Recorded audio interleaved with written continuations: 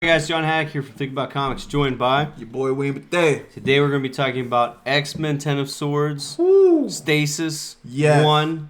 We're at the halfway point, Halfway. 11 out of 22. Halfway. What do you think, Mr. X-Man? Oh, well, of course, it's a must get. Fits it. Wait a minute. Hickman, Tiki, Teeny Bob. Look, let me tell you something. Beautiful. This here was absolutely amazing. And it's amazing for this premise alone. They actually made Otherworld awesome. Wait a minute. I've been going back and reading Excalibur. No. This right here makes all that put to shame.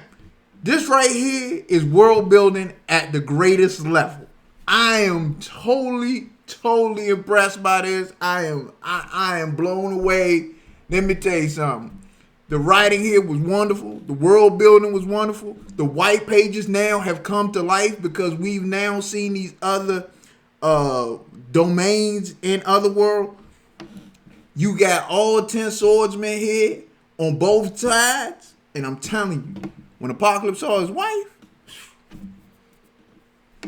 that was that extra ingredient, baby. That was that extra ingredient. I was totally amazed and satisfied with this issue. Yeah, I mean, this issue basically is the polar opposite of what we've been getting from the X-Men books. This book shows how the other team has gotten all of their warriors, how they've assembled. We learn about what their mutant powers are. We also learn about what their swords bring to the table and how they stack up against their opponents. Oh yeah. I definitely like how they're portraying a lot of the X-Men. Yeah. I think Magic is being portrayed as one of the key figures in this book. Yes. And I think that's cool. It's a character we all love as fans, and I don't think has been portrayed in a way that puts her in the spotlight as a number one character. Yes. I would say that if there wasn't an Inferno. So, I believe that they're really trying to grow her up. Yeah. And when you got her big brother still there and he's looking young, it kind of sways me. They're not twins. Mm-hmm. They're not, you know what I'm saying? There's a big age difference between her and Colossus. I like the younger, more immature person that's trying to figure herself out. I wish they would gauge that, then try to grow her up and be the team leader, which it seems like they're trying to do, make her more of a leadership person. Okay, good deal. If you're going to go that way, age up Colossus. I mean, make him, make him more senior. He's like stayed the same age. Ileana isn't. You know what I'm saying? Age him up. Another thing that got me about her role is I understand that she has a soul sword and she's coming to camp with it. Beautiful. But is she going to be able to use her dark powers there? You know what I'm saying? That's a good point. There's a lot of stuff that this book hasn't brought to light. Yeah. And, I mean, you have a better understanding of this world better than I do because you're reading all the X-Men books and you're going back and rereading a lot of older series. And I'm not doing that. Yeah. My question for you, and I think we talked about it earlier, is one of the things that Hellion sets up is having them go into the other dimension to go and steal the swords. I kind of don't see how that's going to play out now. So then, since these characters have been brought into the centerfold and they have all their swords, so does the Warriors of Krakoa. So how are they going to be able to steal the swords from underneath these people when they've been activated and they've been brought to this, martial arts tournament set up already? Well, I think the Hellions' role is going to change now because everybody's got their swords. So now it becomes not how do we, do the sword deal, but how do we beat Saturnine? How do we beat her?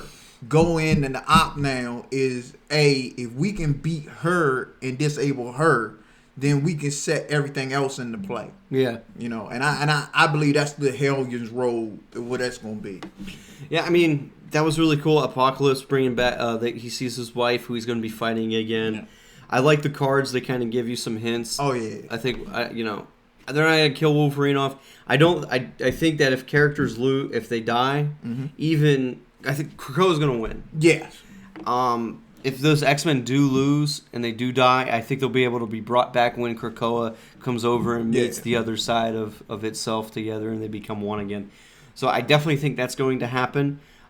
This book was intended to give you light on the other side. Yes. We've seen 11 issues of just the Krakoan side of, hey, look, here's our warriors, here's our swords, these are who we're getting. Yeah. Now we're seeing the other side. That's the sole purpose for this book. Yes.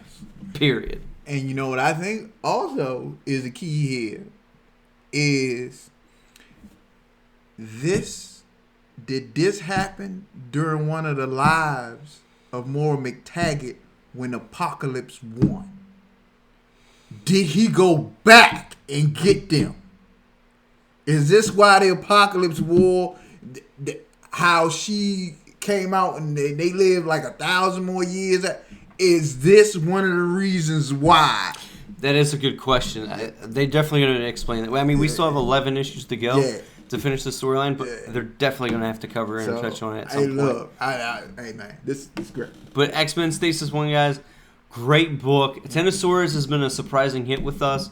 I definitely like where this version of the X-Men's going. B does too. Oh, yeah.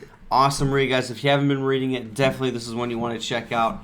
Really, really fun. Really, really entertaining. It's something completely brand new for the X-Men. Definitely. But hey, guys, as always, give us a like, give us a subscribe, hit us up in the comment section. Me and B do a pretty good job of getting back to you guys. We love having those conversations with you. As always, guys, be safe. Peace.